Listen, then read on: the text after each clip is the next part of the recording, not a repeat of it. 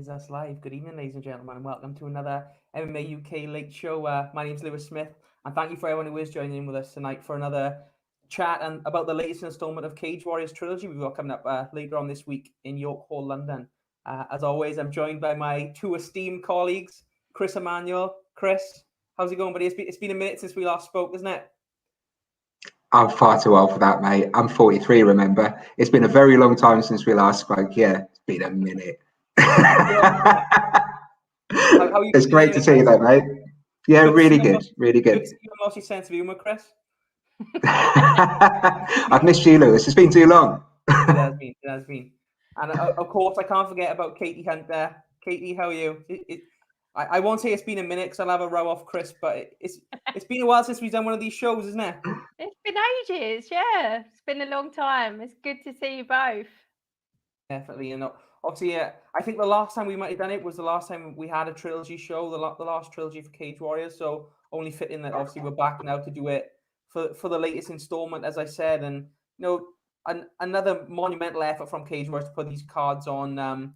Chris, I'll come to you first to sort of kick off this show, and I'll come to you because I know you've got like a little bit of a promoter's head sometimes. What sort of effort has it been from Cage Warriors, across the pandemic? I think we're on the third or fourth installment of trilogies now. I mean, just talk a little bit about what this has done for MMA in the UK, throughout the pandemic and all the times we've been through. It's basically kept it going. If you look at, you go back a couple of years, there were a multitude of regional shows where fighters could compete, they could keep themselves active, and they could build themselves up and then progress on to national and international shows. The pandemic's just put pay to all of that because, let's be honest, these shows only make money if people actually come in and watch. They don't make money from pay-per-view. Even if they've got a UFC Fight Pass deal, the UFC are only paying a very small handful of those shows because the reality is that those shows don't actually make money for the UFC. They just add content to the platform. So for Cage Warriors to actually put on this show or this series of shows has been absolutely phenomenal. I think in 2020 that outside of the big events, so we're talking your UFC, Bellator, KSWs, the only fighters from the UK who didn't fight on Cage Warriors who competed were the young lad Mohamed Mokayev, who fought on Brave a few times. There's the guy who fights Sam Patterson as well, fights on Brave. And my guy PK Jade, he had a fight on Brave in August in Sweden, 2020.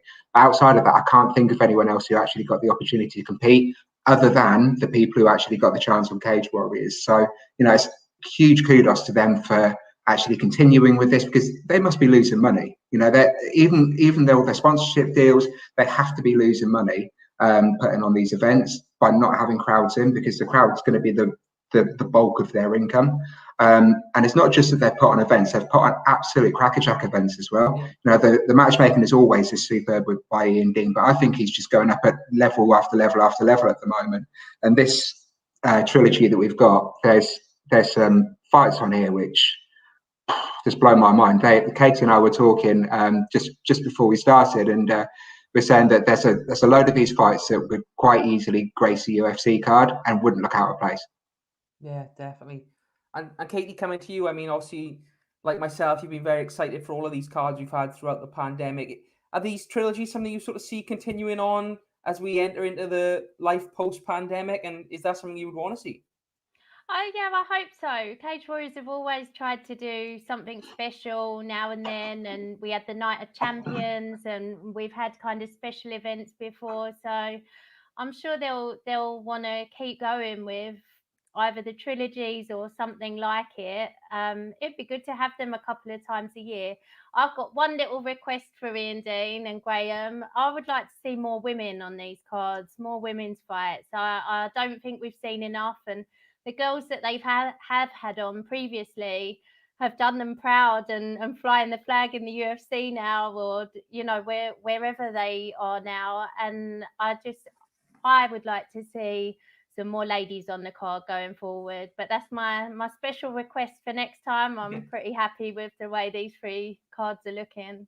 Yeah, But I think that's a very good point. Like you said, it has been something that we have seen a lack of those fights in the UK and potentially even across Europe. So I think everyone can get behind more women's fights. I mean, they're in the UFC now, and the women, they make as much of an impact as the men now. So I definitely think it's something that we can look forward to. And like you said, put the request into Ian Dean, and hopefully he answers.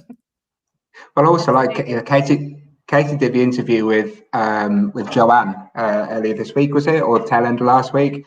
And she said something which I thought was quite poignant in that interview. She said that there are no easy fights for women in the UK. Yeah. Everyone is a decent level. There's no gimmies. You go into your pro career straight away, you're fighting against a killer. So, they don't get the opportunity to build up. And I'm certain that there's going to be some really good matches for Cage Warriors to put together from the talent pools in the UK and certainly across Western Europe as well. Yeah. And definitely coming through on those Cage Warriors Academy shows as well. Like the level of female fighters on those are insane. So I'm sure that's something to look forward to on the next ones. We have got plenty to keep us going. I'm sure people know there's a lot of fights coming up. We're probably not going to be able to talk about every single one of them tonight because obviously three cards. Cage Warriors always put on a big show, so we're going to get through as many as we can. Obviously, starting with Cage Warriors 123, which is on June 24th. That is this Thursday, and we're going to start at the top of the card. We've got a title fight.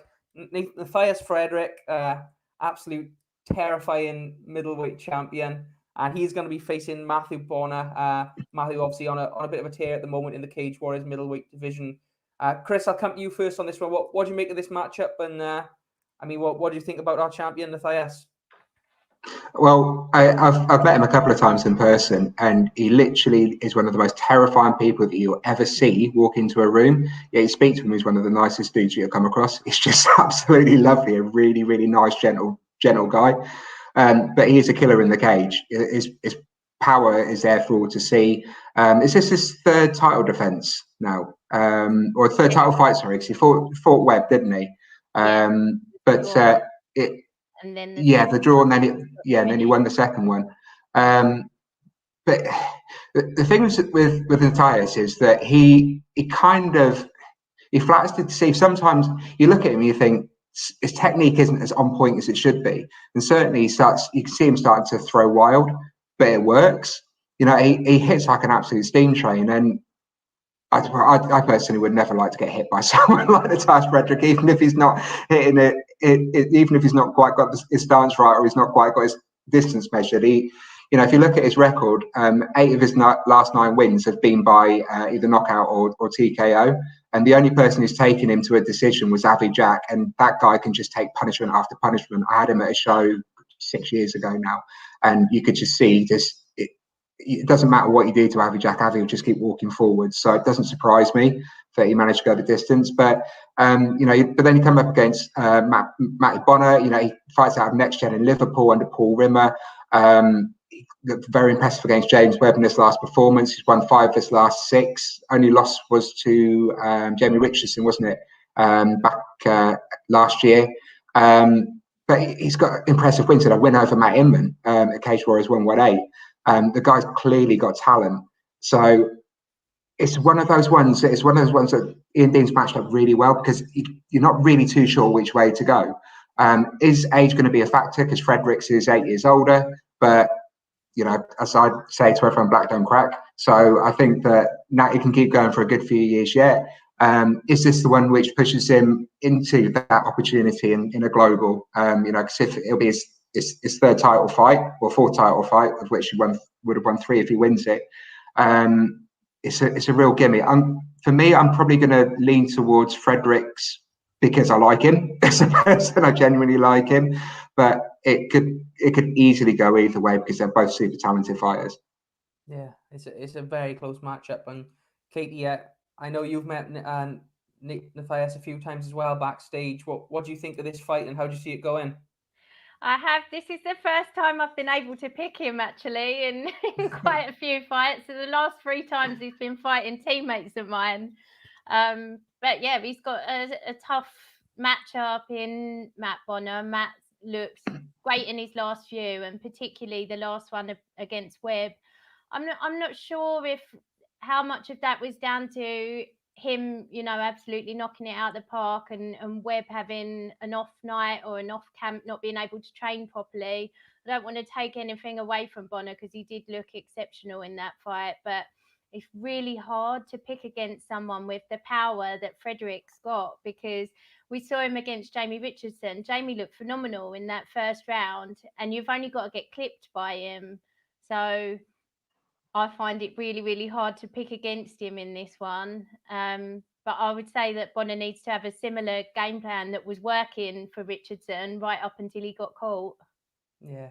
And for me, I agree with you. I think it's so hard to fight a guy who's just got that get out of jail free card. You can be beating him for 3-4 rounds, and in the blink of an eye, then he changes it up and the fight's over. So I'm gonna go for Matthias as well. I definitely think it's gonna be a close fight, but even if he hurts you, you can be damaged for a couple of rounds, and he's gonna pick off those rounds as well. So I'm gonna go with Matthias. I think it's gonna be an exciting fight. I think it's a great way to start off these couple of cards, to be honest with you, because he's such an intimidating champion as well. So I think that's a title fight that people can really get behind and enjoy. And as Chris said as well, great matchmaking. So that's the first of our title fights on the first of our cards, and we're really looking forward to that one. We move further. Is that the first time we've agreed? Is that the first time we've all agreed on a fight? It might I well think be. it might be. It doesn't happen very often if that's not the first time. Especially you two as well. You two sort of disagree more often than not. So that's true. you wait for this next one. On to the next one. Co-main event: Christian Duncan versus Will Curry. Another middleweight fight. Chris, I'll come to you first on this one again. Okay, well, this one was the one which people say finished controversially. Duncan had dropped Curry, and he is pounding down on him. The Curry looked to recover, looked like he was going for a double leg, and then the referee jumped in and stopped it.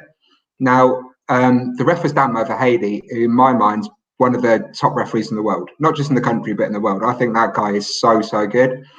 And if anything, I actually think that he probably gave Will Curry a little bit more time to recover than he would have done due to the magnitude of the fight. He had two guys who were unbeaten. I think Curry was 5-0, Duncan was 2-0 at the time. And I think he probably gave them just that little bit extra time. But I still think it's probably the right decision to make at that point. But, Curry's tough as hell. There's no question about it. The guy trains under Jimmy Emmanuel, doesn't he? And if you've got his respect, then you've got to be proper nails. But for me, Christian Duncan, he trains under one of my favourite MMA fighters of all time, Mark the Wizard Weir, over in Gloucester. He's a West Country boy like me as well. And I think that from memory, Will Curry is a Millwall fan. So I'm going to hold up my Palace Cup here. Let's turn that around the right way and say this is one of the reasons why I'm going to go for Christian Duncan. And I think that Duncan's going to seal the deal, and I think that he'll probably win by a unanimous decision. I don't think he's going to put Curry away. No, I thought you were going to go for a bold knockout call then, Chris. The way you Curry's nails. As much as he could be a Millwall fan, he's still tough as hell. So I don't think he'll get finished. Yeah, and Katie Hunter, a rematch. What's your thoughts on this one? Well, first of all, I'm really surprised to hear he's a Millwall fan. He must be the most well-spoken Millwall fan. I think he is. I'm sure I saw it somewhere. Because I remember turning my nose up going, oh, God, I did like you, so, but can't now. But like Chris says, yeah, there were a lot of people who were unhappy with the stoppage. I've watched it a few times. I can see both people's point of view on that. If you think it was, I don't know, a lot of people think that the fight had been stopped and Duncan had stopped holding him. That's how, or stopped the onslaught. That was how Curry was able to go for the double leg. And some people don't. But I have absolutely no problem in running this back. Like, I could watch this on every Trilogy card that they ever do from now on. Just an exceptional fight, two people who I think are exceptional talents. And I've been watching Will Curry for a long time on all the local shows. And for me, it's good to see him have this step up and someone really testing him. And how will he cope with that adversity? And how will he cope with not being undefeated now? Like, I think he's a very special talent. So I see both these guys going a long, long way, and I think it's a real treat for the fans to get to see this fight again. I find it really hard to pick against Will. I've been watching him for such a long time, and I really do believe every interview he's told me how much belief he's got in himself, and I'm really looking forward to seeing this one run back. Yeah, it's another one. I know we could probably end up saying this about every fight on all three cards, but it's just another example of great matchmaking by Ian Dean, isn't it? You know, that's the last time I'm going to say that, because I think at this point it kind of goes without saying. But I mean, as in terms of like a main and co-main event, you know, what a treat to be able to watch these guys on a local card. It's just a shame we can't be there to watch it in person, I think, is the only regret we've got about that. Yeah, 100%. And yeah, that takes us on to our next fight then, which is Sam Creasy versus Aaron Abbey, a flyweight fight. I know, Chris, you're quite familiar with Sam. I mean, Sam at this point is pretty much a veteran of Cage Warriors. He's been there, done it, been in the roster for a long, long time now. What do you see from him in this next fight? He's been fighting well recently, hasn't he, Sam? This is actually his 12th Cage Warriors bout. But Sam is awesome. You know, he's an awesome human being as well as a super talented fighter as well. He's not been put into title fights for any reason other than the fact that he's deserved it. Now, he's lost two. He lost the one to Grayson, and he lost the one to Samir Fadin as well, didn't he? And I'm really hoping for Sam's sake it's the third time lucky, because he fights as a flyweight. He's 33 years old now, so he's at that point where I think it's going to be now or never for him.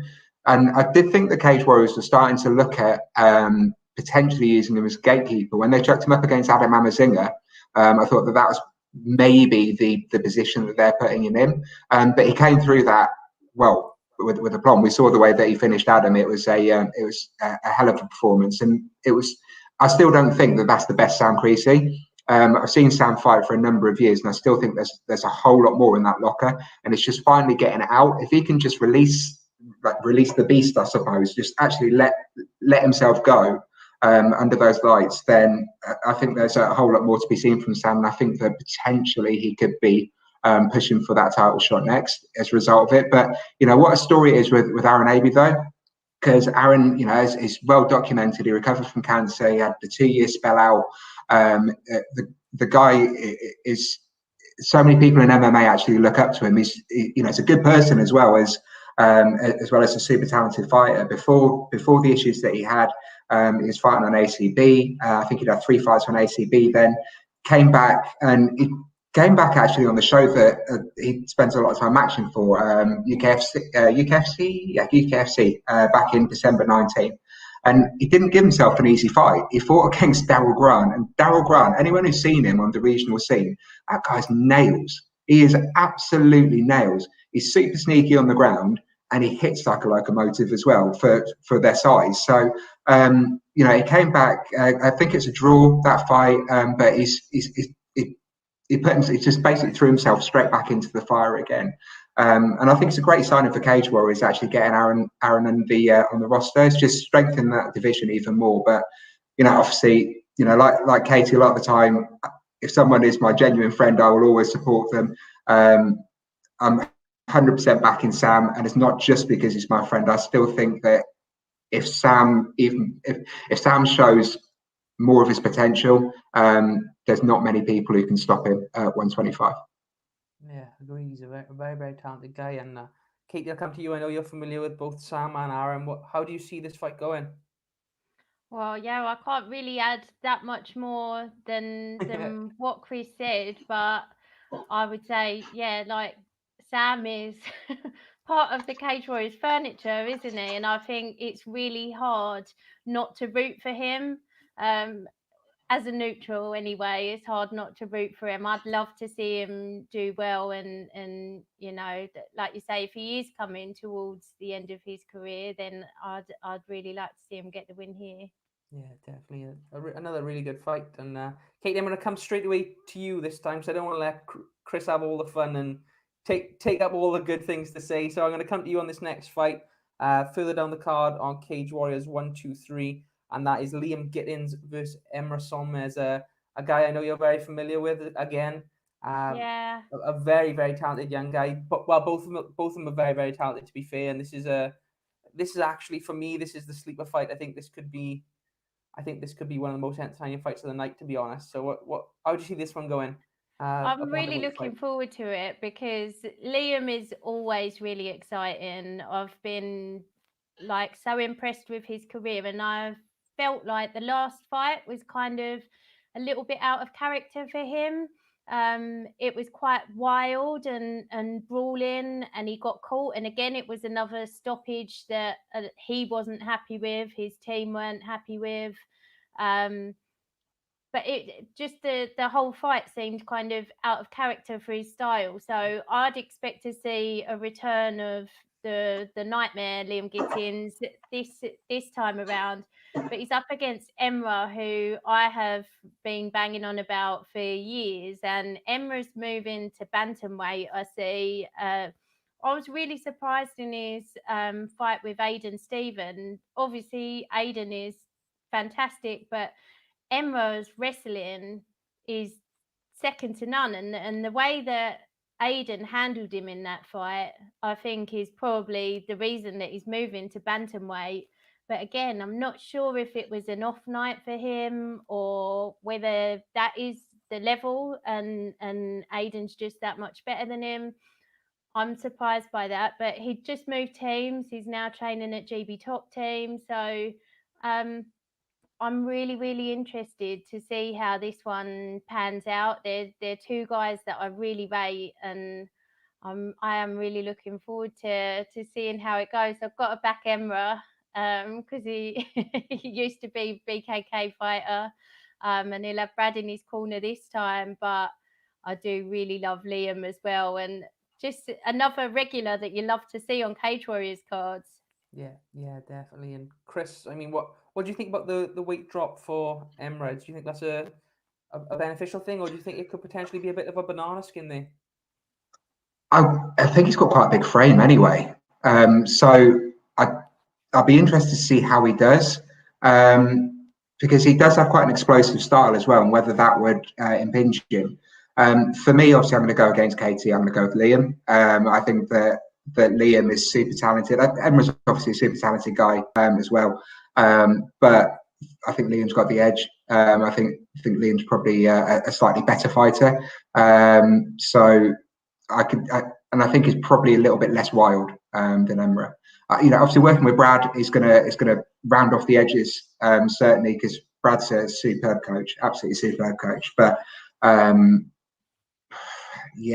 unless I think he's made some noticeable changes to the way that he fights, I think Liam will win this one. Yeah, it's another great matchup. I'm actually gonna go with Emra. I think he's gonna have enough to grind this one out on Liam. I think Liam is super talented. It's very, very difficult to pick against him, but I don't know why. I just got a feeling for Emra this one, so I'm going to be backing him as well. So they're both fortunate to train with a ton of other people their weight around like at a super high level in both gyms as well. So that must be, a huge advantage for both of them. Yeah, definitely. So obviously then to just read out the rest of the fights on Cage Warriors 123, which is coming up on Thursday evening. We've got George Smith versus Mick Stanton, another big middleweight fight. Keir Harvey versus Manny Akpan.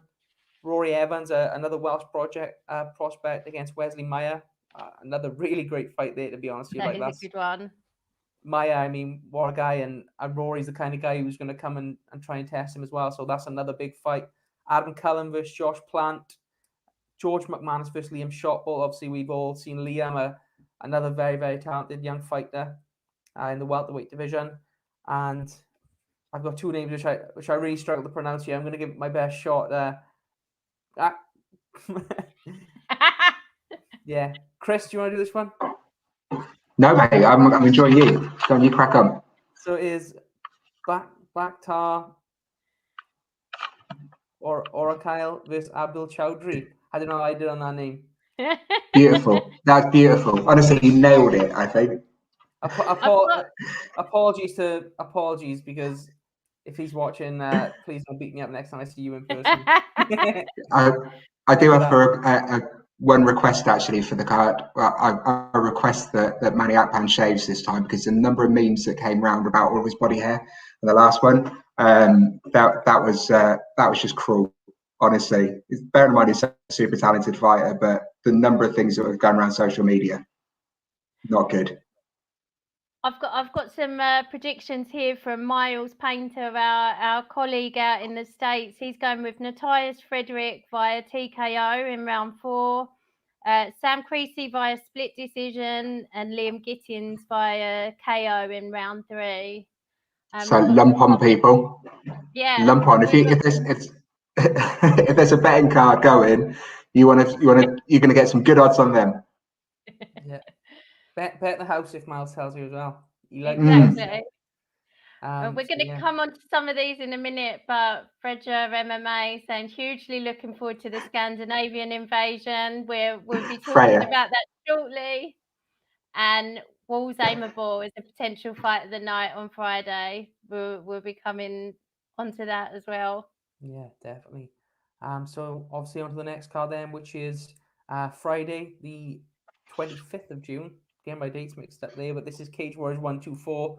And yet another massive card. Obviously all these fights taking place at York Hall in London. So a very kind of famous venue for fighting. So I'm sure Cage Warriors will love being there as well and putting on these events. But we've got the main card, top of the shop, another title fight, a lightweight title fight in this occasion. Agi Sadari versus Joe McColgan.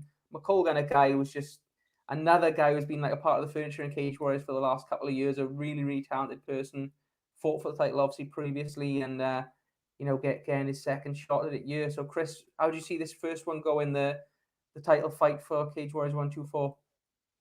I love Joe McColgan. I just love that guy. I first watched him fight at welterweight on Bama against Peter Queally, and he schooled him for the first 2 rounds, and then he just sat back for the third. He was even smiling into the camera, at that point, I think he was either 1-1 or 2-1. He had a nothing record, and as you can see, Quealy's gone on, and Queally is nails anyway, and he's gone on, and he recently beat the other Pitbull in Bellator. So for McColgan to do what he did to someone as high level as that so early in his career shows the talent of this guy. Now, Joe is a bit older, and he's one of those guys who's come to MMA late. He's got a boxing background as well from his striking style, and his striking is so crisp and so pure, and it's really good to watch. He did struggle when he dropped down from welter to lightweight, and I do feel for him, because I think that he's one of those people that is probably too big for lightweight, but it's too small for welterweight. If there was one of those in between, boxing style weight classes, he would absolutely tear it up. But I think he's probably, from what I've seen of him in the last couple of fights, he's adjusted his frame sufficiently to actually be able to make that cut to lightweight, to not lose some of the spark that he had when he carried a little bit more weight on him. So, yeah. Sadari obviously is a talented guy, Dutch guy, 14-2. He's not a finisher though. He's one of those people. Out of his 14 wins, 7 of them have been decision, 4 subs and 3 TKOs. I don't see him putting in the last one, Chris. And Desmond was a late replacement as well, wasn't he? So it was touch and go. I don't like to be too disparaging about judges, because they're the experts, and we've got some incredibly high level judges. Our British judges go over to the States often and are on the UFC cast because they're that good. So they know a lot more than I do about it, and they've obviously got a completely different view from where they are in comparison to where I am. But I can't see. So Sadari's not going to put him away. I think that McColgan's going to outpoint him, or he'll finish him. I think it's going to be McColgan's night. Very, very, very good prediction there. And Katie, I mean, obviously we've seen Joe do it at the highest level before. We've seen him get that title fight before and lose to Mason Jones. Obviously, Mason, a really, really talented lightweight in himself, who's gone on to the UFC. We did see Joe kind of bounce back in his last fight and look absolutely brilliant. Do you think we're going to see more of the same Joe McColgan, or do you think perhaps that there's that little bit of fear going into a title fight for him again? So I did an interview with him about this fight, and it's my favourite one that I've done this year. He was so honest and open about so many things. Like, this is one interview I'd say go back and watch, because he just, everything he said, I was just fascinated. But one of the things that I really took away from it was he talked about this champion's mindset and the fact that he didn't think that he had it before, and how he feels like he's switched it on. And he was talking about all the things that went wrong going into fight week with Mason. And then he very honestly said, but Mason had all of the same challenges and somehow managed to turn it on, and was like, well, I'm the champ, I'm going to win this. And he talked about how he's kind of found that in himself. So I'm really excited to see that. And I kind of think back to your point, Chris, with the fact that Aggie's probably not going to put him away, doesn't put many people away. I think this is Joe's fight to make or break himself with, and I'm really excited to see what he can do. I've got a lot of belief in him, and he seems to have a lot of belief in himself, but he's just saying he's going to go in there and let his fighting do the talking. But just a very cerebral guy. Like, just all the things that he was talking about in this interview were just fascinating. So yeah, he had me just wanting to know more about Joe as well. I interviewed him years back, and he's one of the smartest guys in MMA. He is so naturally intelligent, and a real pleasure to speak to. So interesting, yeah. I think as well, he's just kind of another one of this next wave of Irish fighters coming through. I mean, in Cage Wars, we've got quite a few coming through now, all very, very good guys. And I'm sure if he does get that win, when we can finally go back to shows and Cage Wars go out to Ireland again, it's going to be a hell of a night if we can go there with a couple of champions, isn't it? Yeah, I seem to have a soft spot for the Irish. I don't know what it is, but I just love them all. Yeah, some very, very talented guys. And like I said, this is going to be a great fight. That I think the lightweight division in Cage Wars is always super interesting and very exciting. So just another one of those fights, really. Just a casual banger that we're going to have for the main event of Cage Wars 124. Can't wait for this one. That's obviously Joe McColgan and Aggie Sidaria, a really good matchup there. Coming down the card, then we've got the co-main event, which is David Bate versus Justin Burleson. That is a welterweight fight. Chris, I know you wanted to speak a little bit about this one, didn't you? What's your thoughts on this fight, buddy? Justin Burleson is one of those guys that flies completely under the radar, and is so frustrating because he is technically astounding. He is so good. It doesn't matter where you put him. It doesn't matter what situation you put him in. He's like zombie-like under pressure. He just nothing phases him whatsoever. And he's still just, he's a young man now. He's 24 years old, but I've watched him for years, and he is just, his striking is on point. His wrestling's on point. His ground game is beautiful to watch. He's just slick. He's super talented. And if he wasn't so introverted in himself, I'm sure he'd be an absolutely massive star. I was amazed that Bellator let him go. Absolutely amazed, because if they want people who are the very best of the best, he's certainly got the potential to be it. He comes from a really strong gym, the Fish Tank up in the northeast under Andy Fisher, and those guys just produce talented guy after talented guy after talented guy. And Andy Fisher's just a really decent bloke as well. He really cares about his fighters. It's just, I think his actual win streak, if you include the amateurs, is 20 fights. The only person he's lost to in his entire career is Adam Proctor. Now, Adam Proctor is an absolute demon himself as well. So, Burleson, if Burleson displayed even 10% of his in-cage ability externally in interviews, Burleson could be one of the major stars to come out of Europe in global MMA. So if you are watching this, Justin, please just come out yourself, mate, because you are so talented. And it's not just what you do in the cage. It's prize fighting. It's what you do outside of the cage as well. Obviously David Bear, I've just banged on about Burleson. David Bear, is 9-1, 30-year-old French guy. He's got a good record. He beat Nathan Jones, who I'm representing here tonight. By unanimous decision on Cage Warriors 113 last March.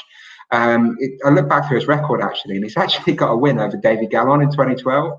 And David Gallon's one of the best French fighters about. David Gallon's the guy who did that spinning thunder, crazy thunder. motherfucker kick, against Ross Pearson on MTK to end Ross Pearson's career, actually. So, Bear's obviously got quality, but Burleson to me is one of those people who's the only thing which will stop Justin Burleson is Justin Burleson. And if there's an apocalypse, I wouldn't want to be anywhere near Justin Burleson, because he'd be one of those people who'd be running one of those death teams or something, because he's a scary mofo. Yeah, no, I've interviewed Justin after, I think it was Bellator in London. He's a really nice, really down to earth guy as well. I know you said about him coming out of the shell, but I think some people, they are just generally kind of, they're introverted. That's the way Justin seems to me. But like you said, when he gets in the cage, it's a different story. So I'm very much looking forward to this one. And one thing that surprised me that you said there, Chris, is that he's only 24.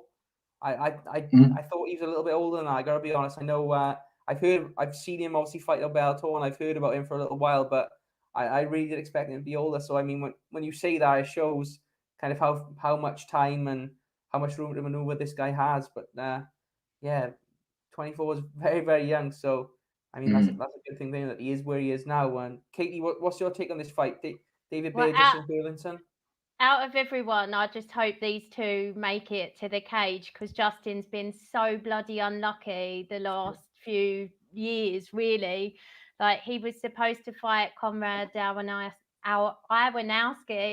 at Pro Bellum, and Conrad pulled out. He got a replacement fighter, and then the card fell apart because of COVID restrictions. Then he was supposed to fight Bobby Pallett on Bellator, and he himself tested positive for COVID. And then he was on the last Cage Warriors Trilogy card, and Bellator said, hang on a minute, you're still under contract to us. So he wasn't allowed to fight. So hopefully this fight is going ahead, because I know he's been absolutely heartbroken over and over at these fights falling through. And I say it all the time, but I think, like, mentally, just the mental side of fighting is tougher than a lot of the fights that you have in the cage. And I'm sure that he's come through it, stronger than ever, but he must be absolutely desperate to get back in there. I think it's June 2019 since he last fought. So, long time. I'm definitely back in Burleson. I imagine that Bear will want to take him to the ground and smother him. Not just because of his name, but because of the last performance against Nathan Jones. But I'm going Burleson on this one.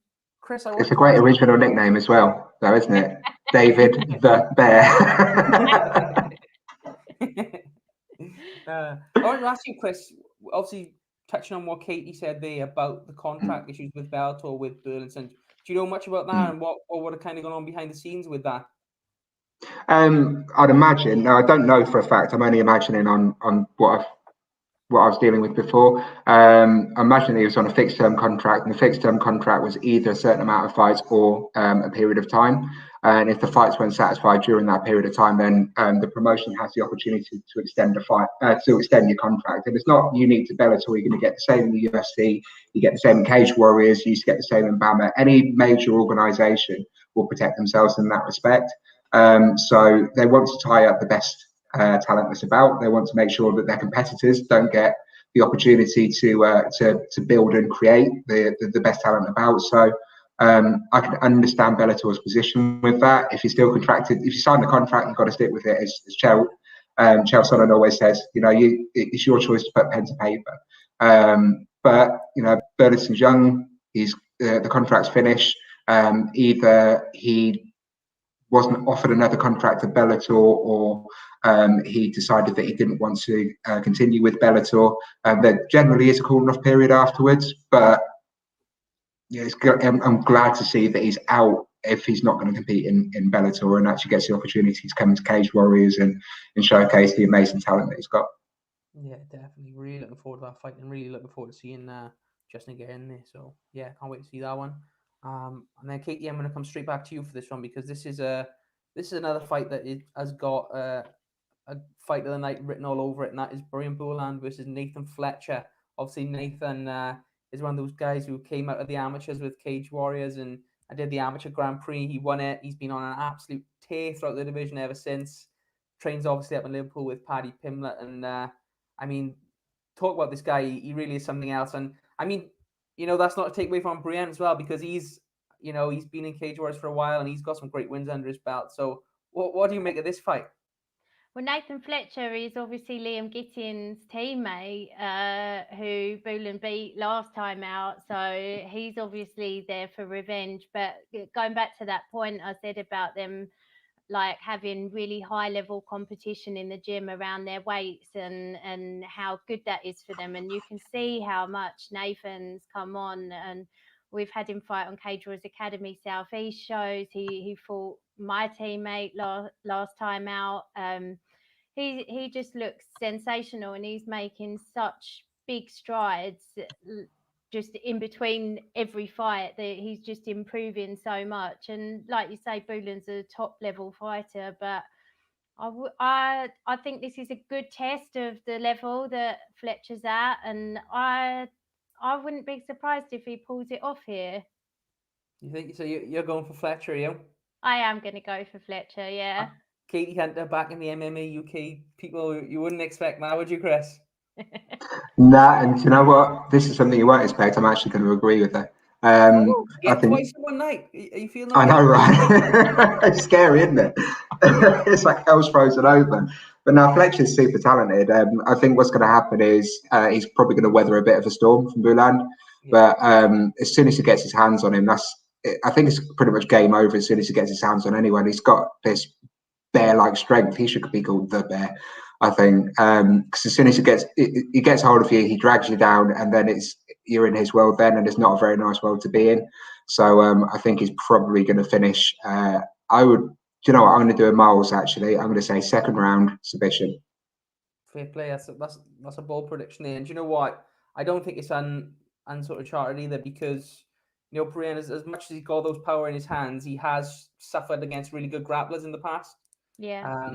So I think matchup wise, like you say, if Nathan can get his hands on him, it could be a difficult night for him. So for that reason, I think I tend to agree with you, Chris, and you, Katie, as well. I think a submission for Nathan could be on the cards if it goes his way. I mean, that being said, Brienne lands one of them punches and it could be over. But I've got a feeling for Nathan for this one. And like I said, he's got so much momentum on his side at the moment as well, coming right the way through from the amateurs with Cage Warriors, being in such a great camp.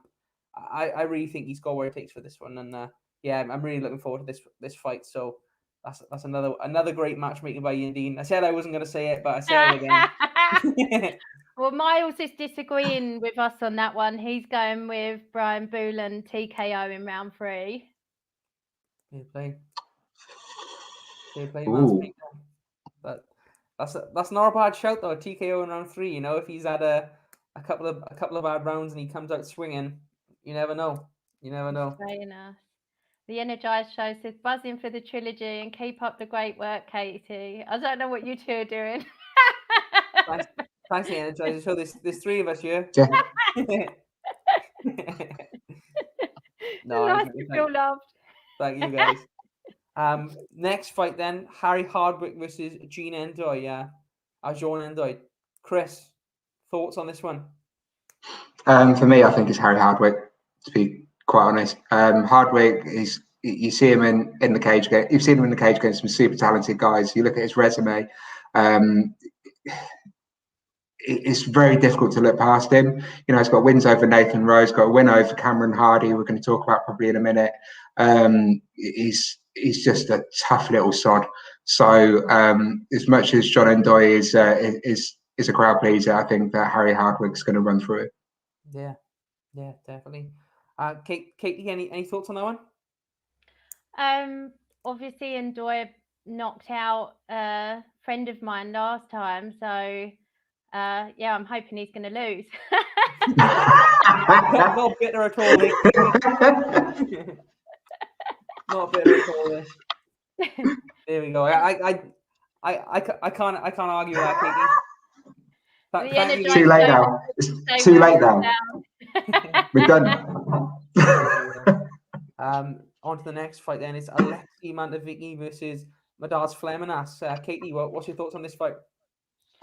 Oh, Chris has done a ton of research on this one. Why don't you take that, Chris? Oh, Chris, It's funny because I was thinking in the last one, I haven't done a huge amount of this. Obviously, I know the guys and I've watched Harry Hardwick a few times. So I was thinking, please go to Katie first, and he just threw me under the bus. So, yeah. I told you we'd wing it a little bit, Chris. You know, that's the beauty of a live show, you know. Well, the Latvian versus the Finn on this one. So this is Fleminas's sixth fight on Cage Warriors. 2 wins, 3 losses so far. He had a good win over Mick Stanton, actually, in Cage Warriors 118. His last outing was Jack Grant in March, but he lost by Anaconda choke, which is one of those things which is becoming quite sexy in MMA at the moment. There's one on Bellator recently. Aiden Lee got beaten by Aaron Pico, didn't he? Pico just went for it over and over again. And, you know, Aiden Lee is a demon on the ground as well. So for Pico to do that shows just how much he's come on as a fighter. But we're not here to talk about them. We're here to talk about the Latvian Express versus the Finn, Alexei Montevicki. So Alexei was last on Cage Warriors back in September 2019, where he lost to Mason Jones. Unanimous decision, actually, which surprised me when I looked at it, because I didn't know anything about this guy at all. But that was his last fight, because obviously being Finnish, the Finns have had really strict COVID rules. The Finns out of, well, Finland isn't actually Scandinavia. There's a bit of information for you. But out of the Nordic countries, the Finns have been the strictest of them all, with really strong restrictions over movement and gatherings and stuff, which is why we've had quite low deaths with COVID.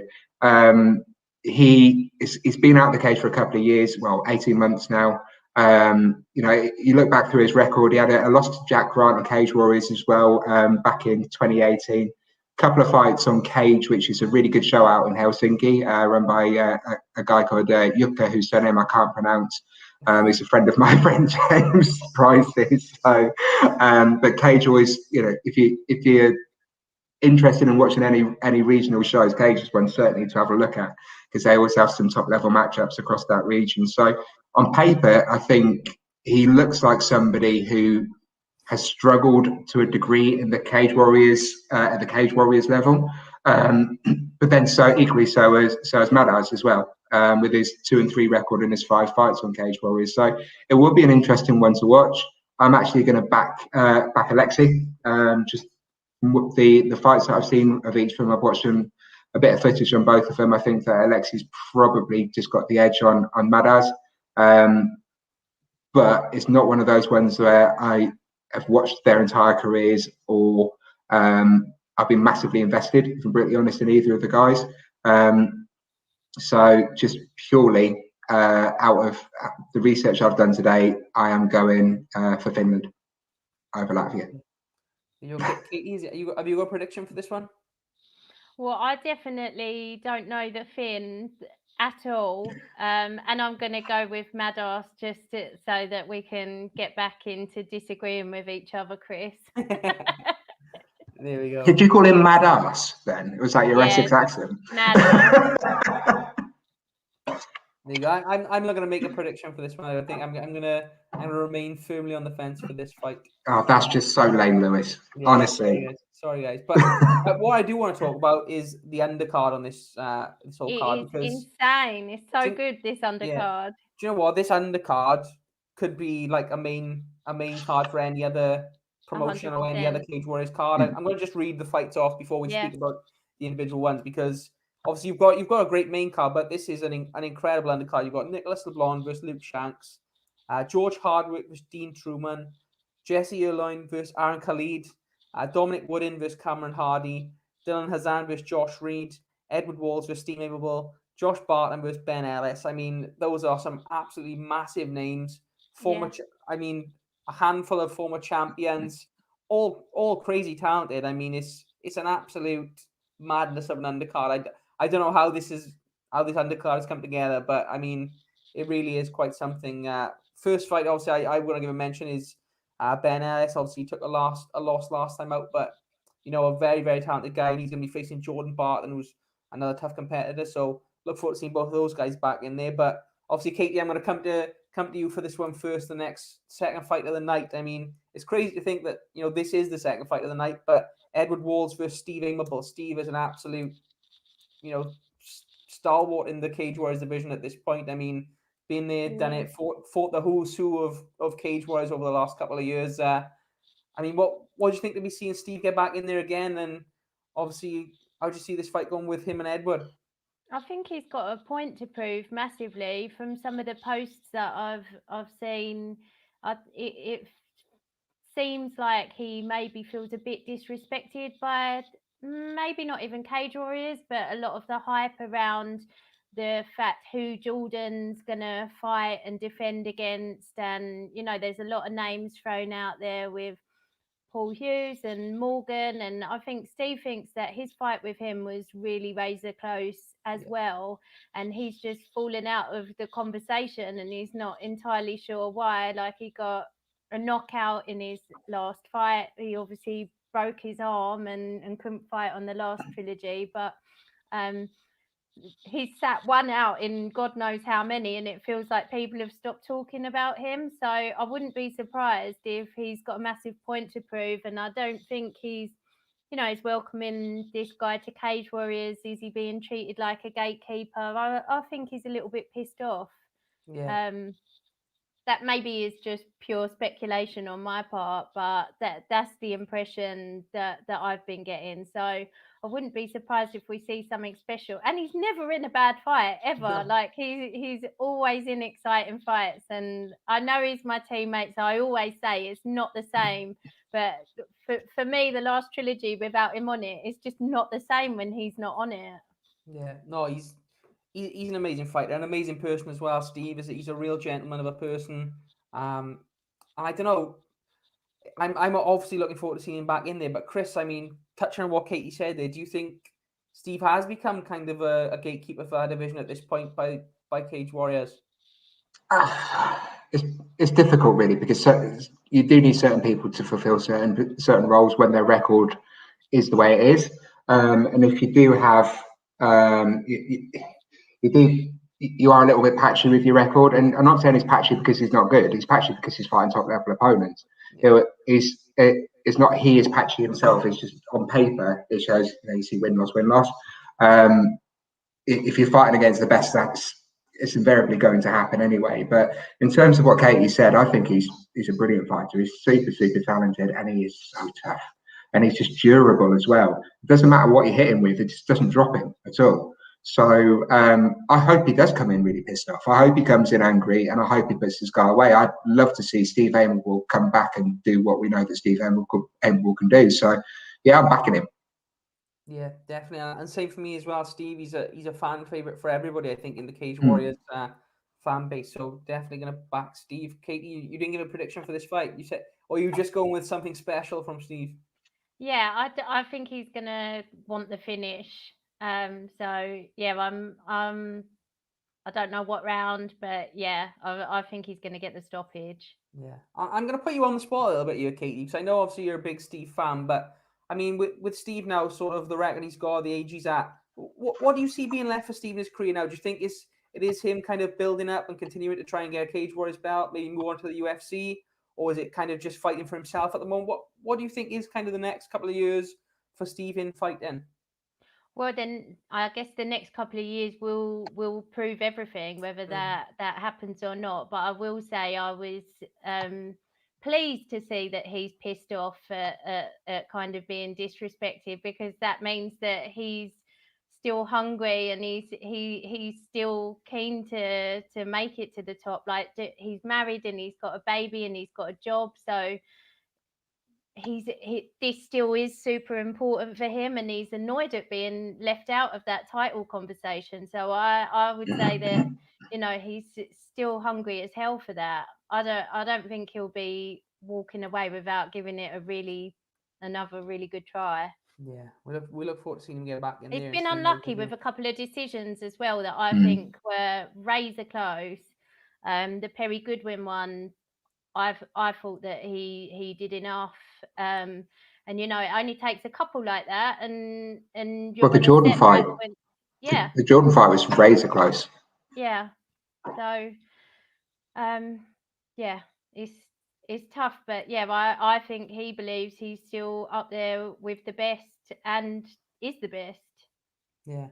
And we've got another Cage Warriors legend on the fight above that. Sorry, go on. Sorry, Lewis. Just before we move on, we've got a Miss Svenska Vana, Jürgen Hagberg. Hey, Jürgen, hur är det? He says, don't underestimate Walls. He's going to make Aimable be on his best to survive.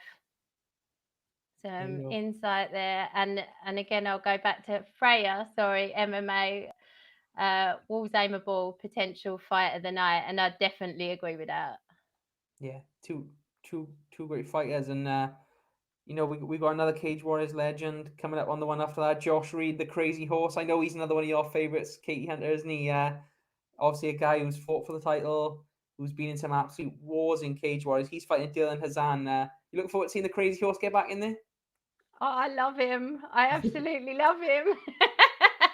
He's another one. Cage Warriors is not the same without him. When he had that little break, I was worried he wasn't coming back. So, yeah, it's what a proper cut. Like, I just think Ian Dean must have realised he had plans later on in the evening. So he went, actually, let's just chuck everyone on the undercard and then I can go out.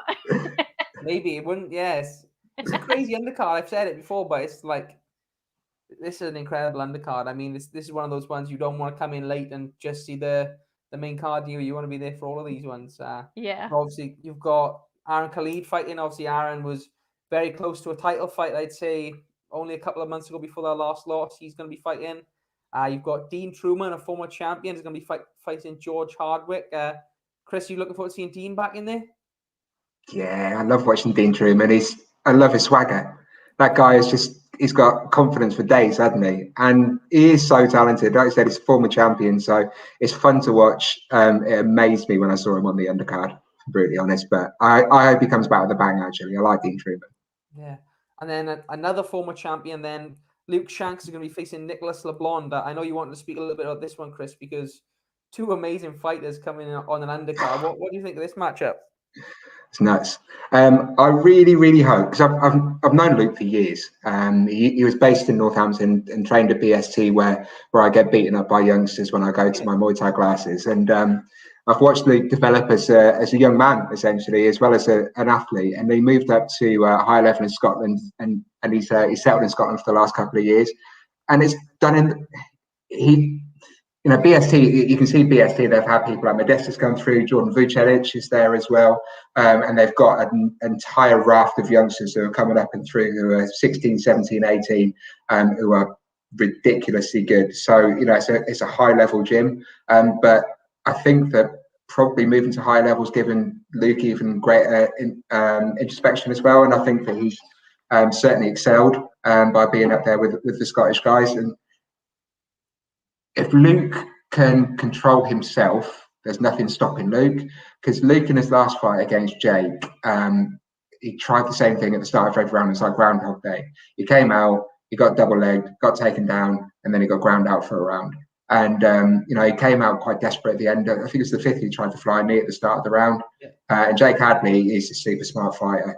So he knew that he'd have to be desperate to come out and try and do something. He comes from a very good team as well, Jake. So he was ready for it, and it was just the same again. If Luke follows the game plan, which is going to be set for him, I see it being a very bad night for Nicholas LeBlanc. Katie, anything to add to that one? No, that would be my prediction for that fight as well. I just think he's just slightly higher level and more well-rounded at the moment. Yeah, another great fight. Like you said, you can't believe that is on the undercard, but there we go. I think it just says the strength of Cage Warriors at the minute, that's what they're putting out. So yeah, fair play. We'll look forward to that one. That's the Friday card, obviously. Well, before we go on from the Friday card, you've missed an undercard fight, which for me might actually be one of the fights of the entire trilogy. Go on, sorry, Chris. Dominic Woodin versus Cameron Party Hardy. All right, I was meant to say that, wasn't I? That fight, honestly, is an absolute sleeper. Because Dominic Woodin, even though you look at him on paper, he's 6-4, and he's lost 3 of his last 4 fights. And he's just been dropped by Bellator as well as a result. I think he went 1-2 in Bellator. But he's 24 years old. He's just Kate, if you talk about his training, because you know better than I do on that. But in terms of skill set, he is so skillful. The only thing that seems to let Dominic Wooden down is if it doesn't go his way, he kind of gets frustrated, and when he gets frustrated, he doesn't seem to follow the plan that he has. But when things do go his way, and when he can actually excel and show himself, he just picks people apart. He's scarily good. And then you've got him up against Cam Hardy. Now, Cam Hardy, I've watched all the way through his career. This guy is, you look at him and he's a right pretty little bastard, right? He's such a handsome little sod. And to top it off as well, he's one of the nicest people you will ever meet. He is just so genuinely nice and friendly. There isn't a bad bone in his body. Yeah, you put him in the cage and he's a killer. He was well schooled under Brian Adams and Gareth Johnson down at Gym 01 when he was in the Navy. He moved back up to the Northeast after he left the Navy, and he's been working with Alex Enland, SPG in Bishop's Auckland. So SPG have got this great little setup where they're bouncing people around from gym to gym around the separate franchises, and it works so well. And Cam is just, he's just got dynamism for days. The guy is just super good. So watching him against Don Wooding, that could be a main event for 95% of the shows across the continent. That's how good a fight it is. Yeah, it's sitting in the middle of the undercard in the middle day of the Cage Warriors trilogy. Yeah, and Lewis left it out. And Lewis left it out. Just didn't care. Well, neither of them are Welsh, are they? So there's just too many good fights on that card, and also my excuse for missing those guys out, apologies to those guys if they're watching, is that I was just so excited to get onto the main event of the next card. That's why I have my eyes on. Sorry, Chris. You know, I got a good excuse. You got to give me that one. I got a good excuse. And 100%. That is a cracker. Can we just say as well that Cameron has been out in Vegas with Davey Grant, I think. So I just want to give a shout out to Davey Grant for his performance at the weekend. Gotcha. Another performance bonus. Absolutely sensational. So sorry. He can buy the entire North. He can buy the entire Northeast with his win bonuses. Yeah. He's got to be rolling deep now, surely. That's a young phrase for you, Lewis. He really is tough, isn't he? And how good is Chito Vera as well? I mean, that guy looks better every time I see him, I think. Yeah, it was what a superb fight. Just amazing. Yeah, fair play. Big shout out to all those guys, and that if it's okay with you, Chris, I'll move on now. Please do, Lewis. Please do. There you go. So the next card, obviously Saturday, 26th of June. Again, York Hall, London, and we've got the main card here, a welterweight title fight. I think this is the showpiece of the whole trilogy this time. We always have one fight that really kind of, as though there are great fights in all the cards. Yeah. There's always one that really stands out, and I think this is that fight. Jack Grant versus Ian Garrier, an absolutely incredible matchup. I think everybody's really excited for this one. Katie, I know you know both these guys quite well. I'll come to you for this one. First of all, what's your thoughts on the matchup, and how do you see the fight going? I think you're right. I'm so excited for this fight, and I think it was built for these two guys to get to the final, and I don't think anyone was surprised. But I will say what I was surprised about, and I said it to him as well, to Ian Garry when we spoke this week. I was surprised how easily he dispatched of a UFC vet, a guy who'd only lost 2 fights, both decisions in the UFC, to good guys with good records, and he just made it look so effortless. Like, he was biting on his feints. Every jab was landing. He seemed to find his range instantly. He was taking his time when he had back control. He was just... There was even a time where he slipped, and it was the only time that Rostam had any control in the whole of the match, and he just looked completely in control, and just everything was at his own pace. And in the second round, he was just, his movement was sublime, just the best I've ever seen it. And the timing of that knee was just superb, and you would just never know that guy was UFC level, because he just didn't make him look it. And then you've got Jack Grant, who also looked absolutely sensational in his last fight and got that submission. And the one thing I will say is people seem to think if it goes to the ground that Jack is going to be able to pull out a submission. And I think people might be underrating Ian's ground game because we haven't seen a lot of it. Yeah. But he trains with some seriously good jiu-jitsu guys, some seriously high-level guys, and I can't see that he won't be used to that and he won't be expecting that. So I think it's going to be an absolutely epic fight. I definitely don't think that either of them are going to get it all their own way at all. But it's hard for me to pick against Ian Gary. I'm sorry. I absolutely love you, Jack. Yeah. If you're watching, I'm really sorry, but I kind of feel like the last two trilogies have been built for Ian Gary. But Jack could spoil the party. Of course he could. Yeah, definitely. Yeah. And you know what, Katie, I'm actually with you on this one. I'm gonna butt in before Chris because I think Ian Gary's really got something. He's got that X factor about him at the moment. He has, yeah. I'm a huge Jack Grant fan, but I just think the size, the striking ability. I think if it comes to the floor, I think Ian is going to have the answers. I think he's positionally very strong from certain areas that he can put himself in. And yeah, to be honest with you, I'm going to go bold, and I think it's going to be a finish for Ian Gary in under 3 rounds. I think as much as I love Jack Grant, I just think Ian's on. He's got that momentum at the moment. He's got that X factor, and you know, I really do see this guy eating it up and climbing quite high in the UFC over the next couple of months and years. To be honest with you, I don't know if he you would knows agree it with that, too. Chris. Yeah, he says I'm media gold. Yeah. See, I love that. Yeah. But I'm going to go against him. No, and do you know what? It's paper thin. I think both of them are super talented. Both of them are dynamic. I think that Gary's probably the better striker from range. I think that Grant is probably better striking up close.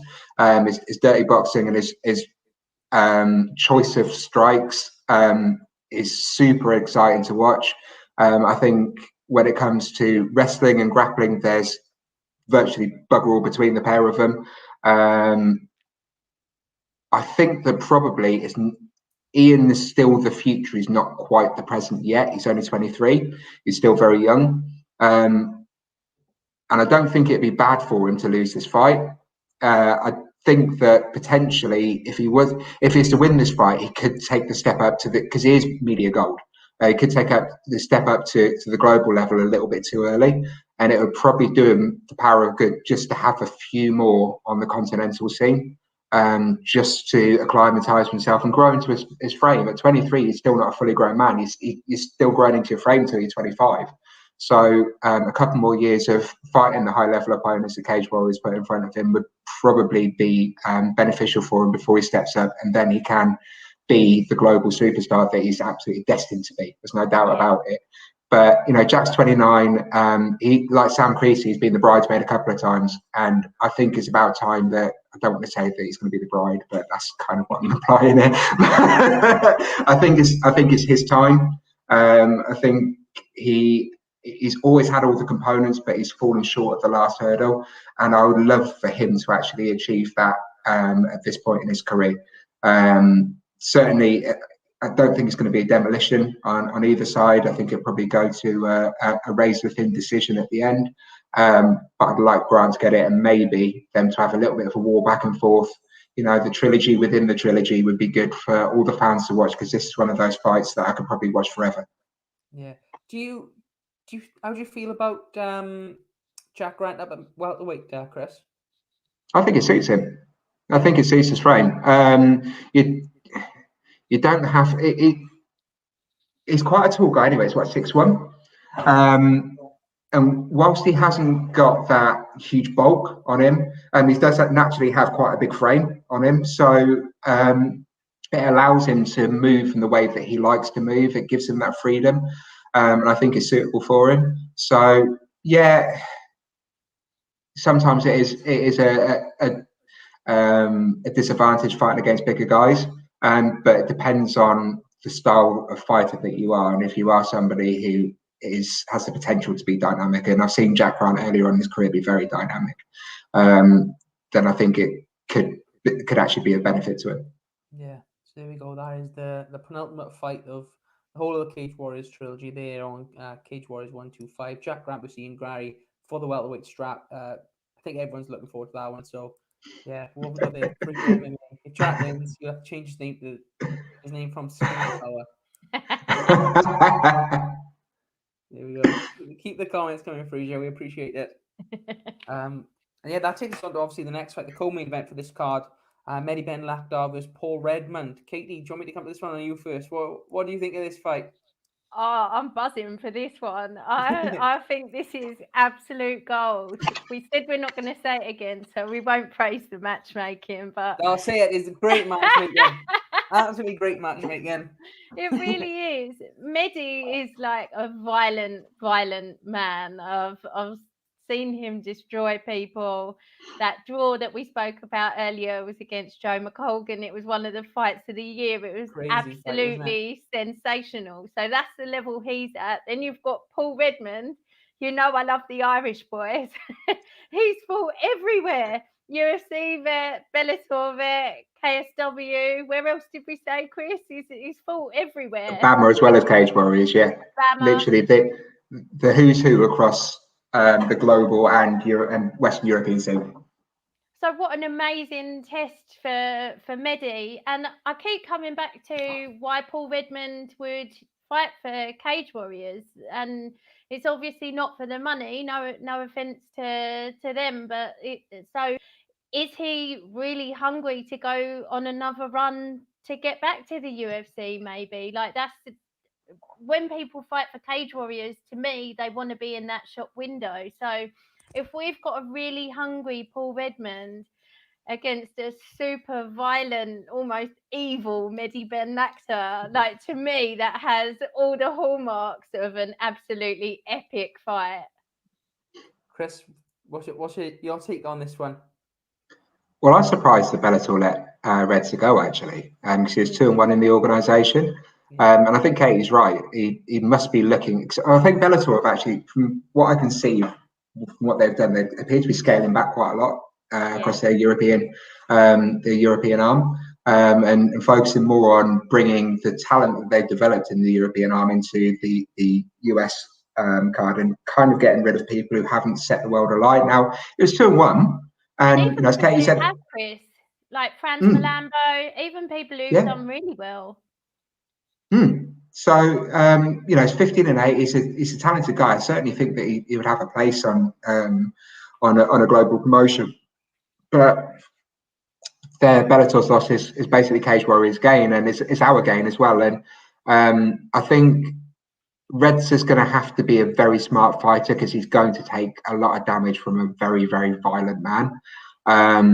The way he's not going to beat him on the feet. If he stays on the feet, then it's just going to end up with a lot of Irish blood on the canvas. But he's going to need to take him down. But how he's going to close that distance on someone who is just so explosive and so dynamic and so fluid in their movement, I really don't know. I think it's going to be another French victory in that one. Bold. And who are you going for, Kate? I don't know if you made a prediction, did you? I don't think I did. I've got to go with the Irish guy, haven't I? I've got to go with Redza. You're such a chicken. I'm going to go with Mehdi for this one. I'm going to go with Mehdi. I think he's just so exciting to watch. He's one of those guys. He's a fan favorite, so I'm Mehdi on this one. I can see what Katie's saying though about Paul coming back to Cage Warriors. Obviously, there's got to be some hunger for him, and I mean, I wouldn't imagine he's going to be getting paid millions at Cage Warriors either. So he's got some sort of motivation to do it, and that's going to make this a great fight. But for me, I do think I think Mehdi's going to get this one done. What's Fraser saying here, Katie? If you want to read this one out to us. He's saying sources say Bellator is releasing a lot of the European fighters due to them not being able to compete. No Euro events and difficult on visas. Hopefully, when they open, they can re-sign. There's another one of yours, Freya, that I'm saving for when we get onto a certain fight. So I'm not filtering your comments. I'm just waiting for the right moment. Yeah. So we'll keep going down the card. Then we've got Kent Koppinen versus Justin Moore. That one's off. That's off, is it? Yeah. So that's still on the card. So Cage Warriors, you need to get that one altered. We've then got one. I think Chris wanted to talk about this one. William Gomez versus Tobias Harila. That's in the featherweight division. What's your thoughts on this one, buddy? Well, as you know, I'm quite partial to Swedish MMA and have been for a number of years. I don't think there are enough superlatives for me to give Tobias Harila. Bad Intentions is just the perfect nickname for him because that guy is an evil little bastard as well. We said that about Mehdi Ben Lachta, but Tobias is truly one scary individual. He goes in to hurt people and hurt people badly, and that's exactly what you need to do in this sport. You know, you're not in there for fun. You can't play MMA, as people say across social media all the time, and he certainly doesn't play the game. He doesn't get paid by the minute. He goes in and he destroys people very quickly, and he saw it in his Cage Warriors debut against an incredibly high-level fighter in Aidan Stephen. You know, Aidan knew full well if he stayed on his feet with Tobias, then it was not going to be a good night. Aidan went to take him down, ended up in a bad position, and Tobias landed a couple of shots, and they hurt. You know, and Aidan's been hit by some big, tough guys, and he's trained with some big, tough guys. And for Tobias to do that at featherweight, you know that he hits like an absolute steam train as well. So, you know, the great thing about this guy is that if people across the Nordic region, they've known about him for a number of years as well. You know, his only loss as a pro, because he's 9-1, was to a guy who's already beaten, actually, Kenneth Evanson, who fights out of Frontline Academy in Oslo.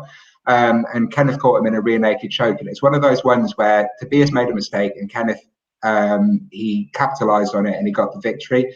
And you can see that Tobias just doesn't want to allow that to happen again. He was actually involved in one of the best fights that I've ever seen in European MMA on Superior Challenge last year. He fought against Adam Westland, and it went to a split decision in the end. But if you can watch that, I'm sure that it's actually available to watch for free as well now. Superior is a great show as well, one of the premier shows across Europe. And they're very much like Cage Warriors. They're very smart in how they match. Babak, who runs them, always wants to put on the best shows, not necessarily the people who sell the most tickets, but the people who are going to put forward the best matches. So, you know, the last time I went this loopy over somebody was when I went on my tirade about Jordan Vucenic, and that was in the fight that he had with Steve Amable. And I took a little bit of stick for that, actually, because I got told that I kissed his ass too much and didn't say anything negative. So the only negative thing that I'm going to say about Tobias is, because he's such a vicious little bastard, he plants his feet a little bit because he throws with bad intentions constantly. I certainly think that when he moves up probably a couple of levels from this fight, because he's going to run through William Gomez, there's not even going to be a question about it. He's going to run through it. Then if he comes up against a very, very high level grappler who has that ability to time his shots, then potentially he could put himself in a position that he's not been put in before. But, you know, he trains with such a good team as well, Tobias. He trains at Västerås Fight Club with Jürgen Hamburg, and Jürgen's someone who commented earlier, you know, för på min svenska vana, det är hörde jävla pojkjämet. And I'm also going to say, jag har ledsen min svenska är skit.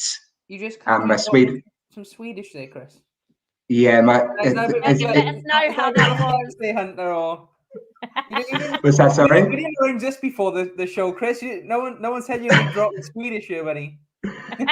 Well, the thing is, we've got Tobias Harila now is representing Sweden in Cage Warriors. We have Swedish fans, so we need to cater for our wider audience as well.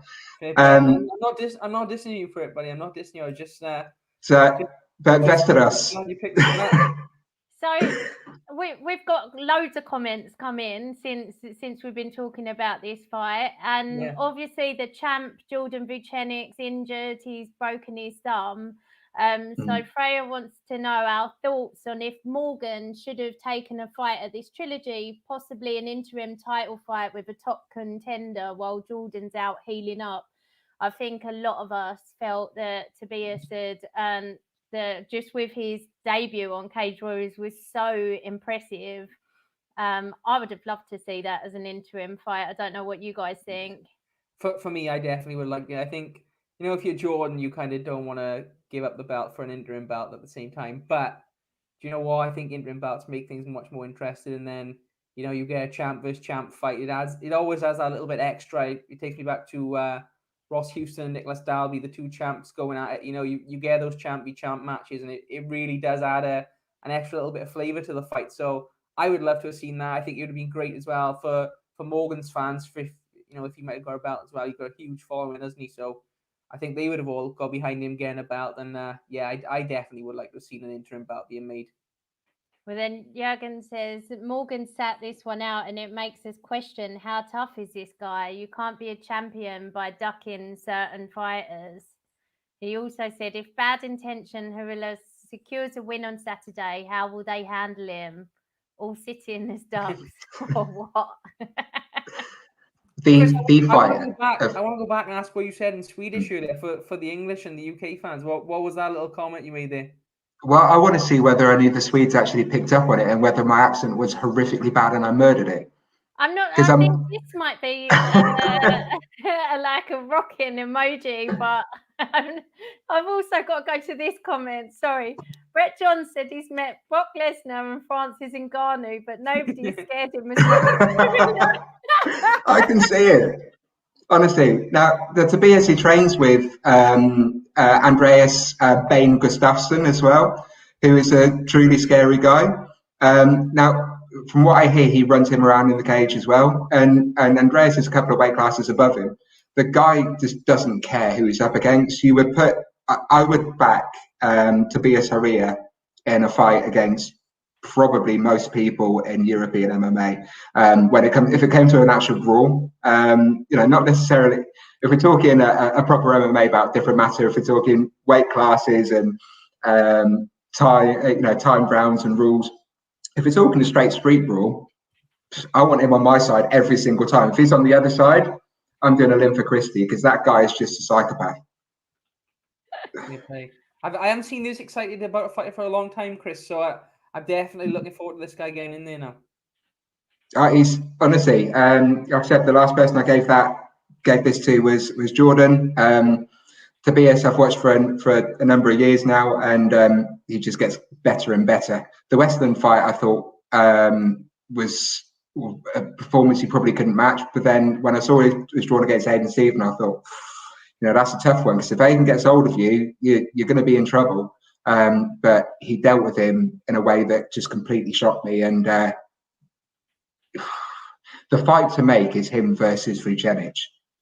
Tobias Harria versus Jordan Vucenic will be probably one of the best fights the Cage Warriors have ever had. Now, bearing in mind the talent that's gone through Cage Warriors and the matchups that they've put on, I think that would probably rival it.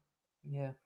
But there is a bit of a backlog, isn't there? Especially with people not prepared to fight until they've had their shot at the title. You've got Hughes and Morgan now both sitting out until they get that shot at him. And do you think that if Tobias puts on a show, he can leapfrog them to be next?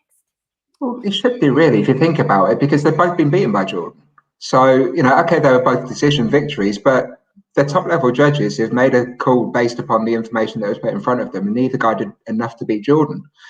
Normally, you need to beat the champ to be the champ. So, for Jordan to have beaten Charrier by decision, then he clearly, by the rules in place, he clearly won that fight to win the belt. So, yeah, I can get it. Charrier was a bit frustrated. I could get it that Hughes was a bit frustrated. I could get it that Amiable was a bit frustrated because all of them were close decisions. But the judges all scored in favour of Vucenic for a good reason. So if Harria's going and he's knocking people out and he hasn't fought Vucenic before, why the hell wouldn't you put it together?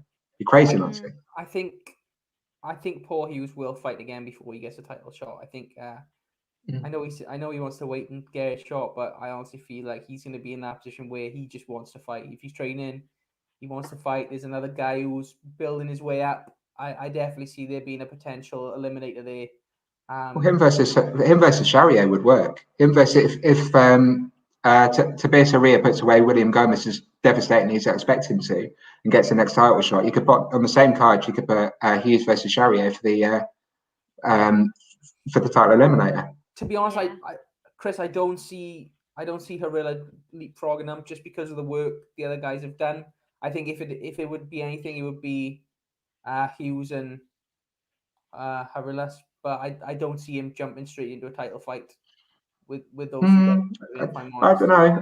I think you underestimate the work that he's done beforehand as well. He's fought on Brave, and Superior Challenge, as I said, is a top level show. So it's not as if he's just coming off like the average regional scene. He's coming up against top level fighters and decent, really decent events, and then he's coming into Cage Warriors and he's putting away people who are Cage Warrior stalwarts. You know, Aiden Stephen, to walk in and do what he did to him in the first round, it's kind of unseen. So I'd also like to see Cage Warriors reward the people who desire to be active, and I don't. If they suddenly reward people who are going to sit out until they get their title shot, I think that could lead to some really boring divisions. And what I like about Cage Warriors is the way it's always moving on, and you know who's next in line and stuff like that. I would like them to think. I would like to think that if he puts on another epic performance, that would shake up the division and he would get a shot. But again, another comment here: if no top contenders will fight Tobias, what should Graham do? Just push him to UFC tier or what? Or he's also suggested maybe a fight on the Cage Warriors US show. That could be a good shout, you know. Well, he's been super active as well. Tobias, he fought 3 times in 2020, which in the middle of a pandemic is pretty impressive. No, I can't think of anyone else other than maybe Mohamed Markayev, who seems to fight every week on Brave. I can't think of anyone else who's been as active. So he's certainly one of those guys. And what I said was they're hard bastards in that gym, in Swedish, by the way. And he's one of those guys who does have that mindset, and that whole gym, the Västerås Fight Club, they do have that mindset, where he'll go in, he'd turn around, he'd fight tomorrow, he'd fight on Thursday, Friday, and Saturday, given half the chance. That kid. In terms of the way the division is at the minute, though, and I don't know if I'm missing out on something, but Vucenic is injured, so he's going to fight when he's back. He's going to fight Charrier. I think that's a given at this point. I don't see why. I don't understand why. It's annoying that Morgan sat out and didn't fight for an interim belt. Do you not, if you don't have an interim belt, do you not just make, say, that's a given fight then, Morgan and Vucenic, and then have an eliminator? I think it's setting a dangerous precedent to let the fighters decide like that, because Paul Hughes was already saying, okay, I'm going to sit out this trilogy because I think I should have got the title shot. Then Jordan gets injured. Then you've got Morgan saying, well, no, I don't want to fight anyone else. I want to wait for the real title shot. So I've got that next. So we've got the 2 next contenders who already think they're not going to fight again until they get their title shot. But and there's nothing anyone else in the division can do to get that shot off them. I think there must be a way. Can you not understand it for Morgan, though? Like, if you've been told you're getting the rematch, why are you going to take a different fight? Like, for me, if I was him, I would definitely take a belt at this level is a belt. You can go to the UFC on an interim belt. We've seen Nicholas Dalby do it, so I would have definitely fought for the belt if I was him. But at the same time, if that's the way he's kind of thinking about it, and he's being given that shot by Graham, his chances more against Jordan than he does against Tobias. I don't know. I think it's a real shame for the division that we've kind of got this like bottleneck now. Yeah, and then but then again, there's so much riding on it as well. You speak about Steve Amable earlier. 1 or 2 decision losses, and you can go from the top to the bottom quite quickly. I mean, in the other hand, you can't fault fighters for trying to be a bit more tactical about who and when they fight, I suppose. So, I mean, it's it kind of sucks for us a little bit, but it is a double-edged sword, I guess, with the results and the way things goes. Chris, one for you. What does that say? Shit's good idea, York. That's my Swedish is rudimentary at best. 18 months I've been with a Swedish girl, and she keeps trying to teach me, and my old brain doesn't really work that well when it comes to languages anymore. Don't be how old are you now? You're only about 55, 60, I feel it, mate. I feel it. I'm only kidding, Chris. You don't look a day over 35, mate. See, charming, Lewis. So I want to get back to the card then, because we've got another couple of good fights here. We've got Decky McLean and Steve McIntosh. another good fight. Katie, what's your thoughts on this one? I haven't looked too much into this one, but both guys I've watched quite a bit over the years, and Stevie had a tough matchup in his first Cage Warriors fight, but it's going to be a good one. I really like both guys. I'm going to go with Stevie on this one. Chris? No, I'm gonna go with Decky. I've always liked watching Decky. I found him a really entertaining guy to watch. It's a bit of a coin toss again, this one, in terms of how the fighters, which fighter comes out on the day. But no, Decky, I'm surprised you haven't gotten the Irish, Katie. You know, I expect they're probably disappointed in you on that one. But but Decky for me has always been an entertaining fighter to watch. I like his style, and I'd like to see him get the win. Imagine being the only Irish fighter Katie Hunter doesn't support. Oh no! I know, right? No, I do. Honestly, I do love him as well. Unbelievable. Poor Decky McAleen. He's going to get run across the entire Emerald Isle now. Oh, you're the one she doesn't like. I'm so sorry, Decky. There we go. We've got, and the undercard, and this is pretty good as well. You've got Paul McBain coming back to the cage after a good while out. Paul obviously was a huge prospect at one point out of Scotland. Striker. He's going to be facing James Hendon. That's a decent little fight there, Chris, isn't it?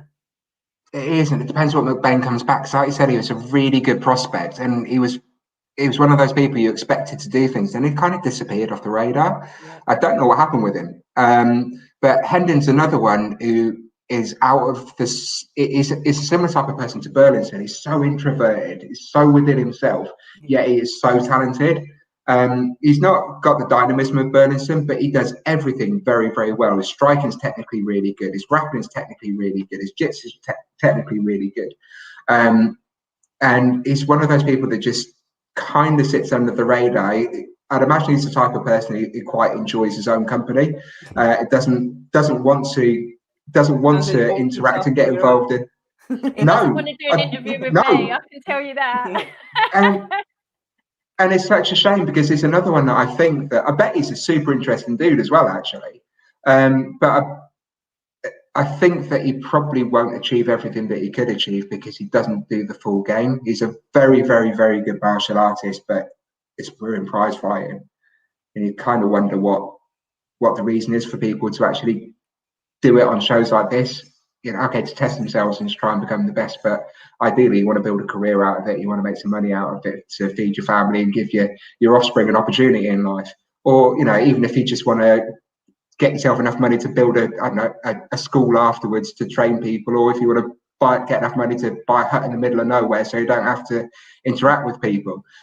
Whatever floats your boat, you're not going to get it unless you actually get involved in all aspects of the game. And I think that's the one bit that lets Hendon down. His skill set certainly doesn't. He's a really, really good fighter. So I would say that obviously Hendon is someone who's been active more recently. He's incredibly good all round. Unless McBain comes back with a massive bang, I think that Hendon will win as well. Yeah, I'm really looking forward to seeing more Paul comes back, because he just had that little bit of a tear in Cage Warriors. We had some really, really exciting fights. He beat Steve at Cage Warriors London before, yeah. I'm trying to think. He was in the there was a Grand Prix at one point, wasn't it, for that division? I think, didn't he get to the semi-final for it or something like that? I can't quite remember, but he lost to Aiden Lee, didn't he? Yeah. Yeah, could it? I think he lost to Aiden Lee. I think he got submitted in that one. I think that was the last time he fought on the same card that Ross Houston won the welterweight title. That would have been. So that's a good while back now. Yeah. Yeah.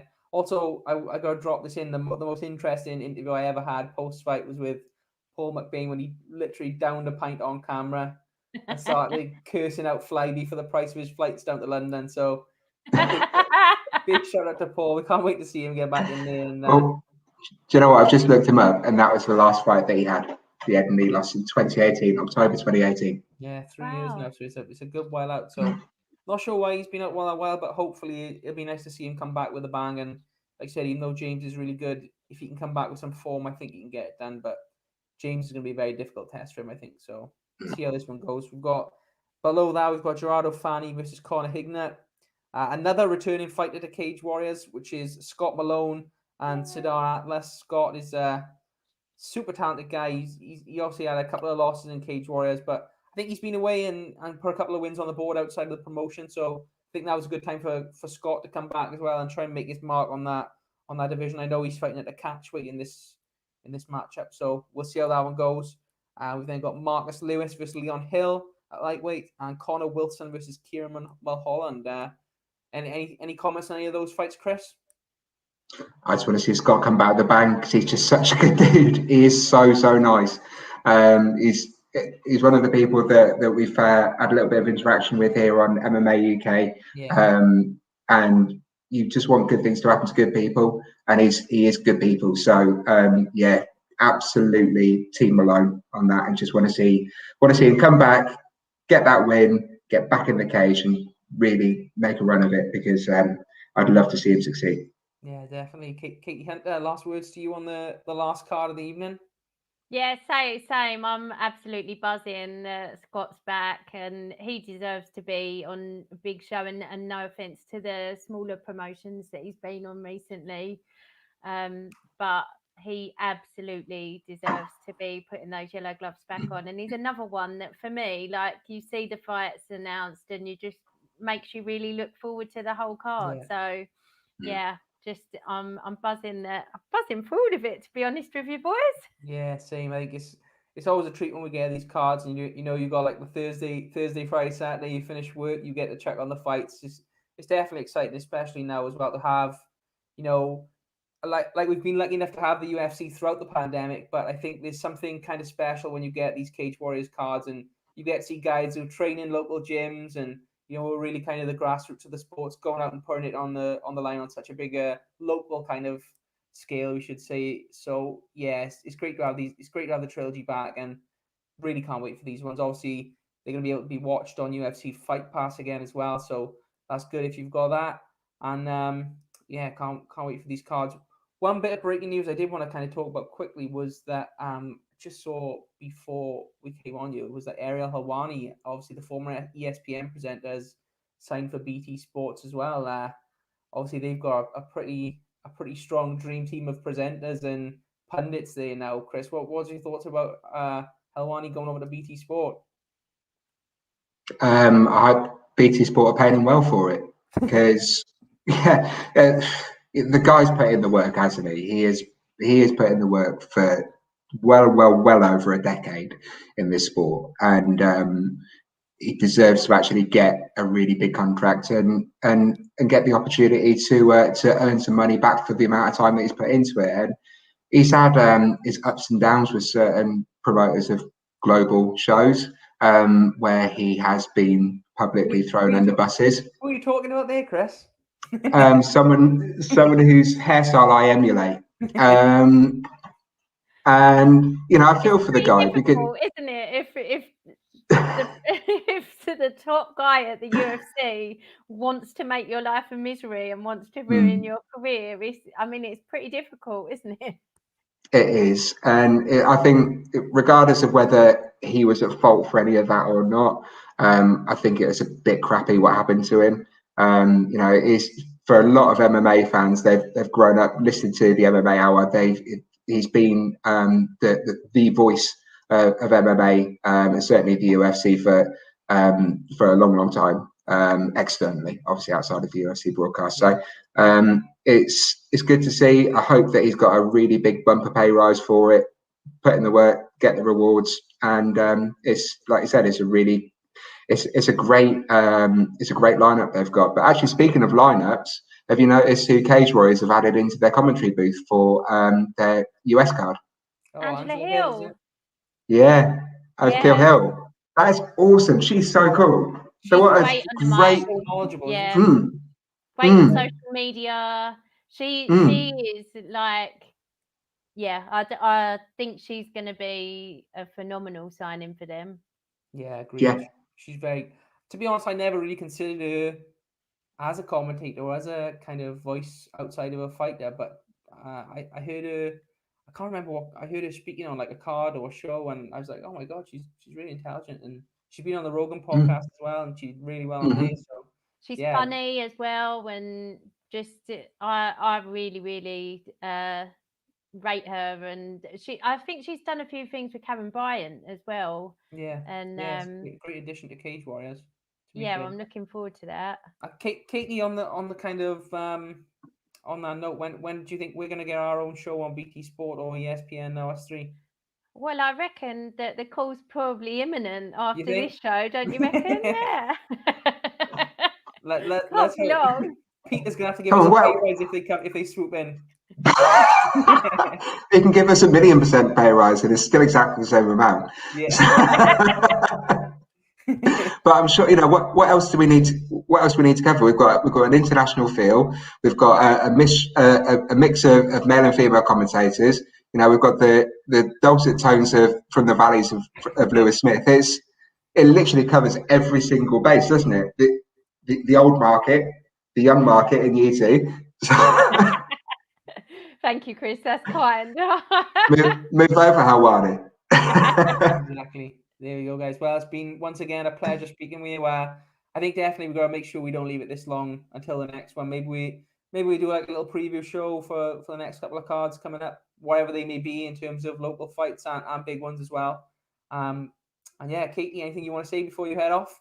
No, I'd love to do that, and it was really good to see you boys and catch up with you. It has been a long time, and I'm really looking forward to always when we do these shows and we talk about the fights, I end up more buzzing about them than I was even when they were announced. So just really can't wait for Thursday now. Yeah. Chris, final thoughts? I'm just really looking forward to it. It's going to be great. Every single night it's got something to capture your imagination, and every single night's got a number of fights, not just one fight, a number of fights that makes you think, yeah, that could be fight of the night. So it's certainly one for the fans. You know, there's a whole heap of fun certainly that's going to be coming our way over the weekend, and I haven't actually watched the football schedule, so I hope it doesn't interfere with any of the home games. Otherwise, I'm going to have 2 screens up. But certainly, I'm going to be watching all 3 cards. Brilliant. Well, guys, we've reached the hour 42 mark. I think we'll sign out there. I just want to say a big shout out to everyone. If you have stuck with us this long, an hour and 42 minutes, first of all, you're absolutely crazy. But thank you very much. We really do appreciate it. Like and subscribe. Like and subscribe to our channel. Please give us a share as well if you feel compelled to do so. We really do appreciate the support. And until next time, guys, I'll see you all soon. Tack så mycket. Hej då.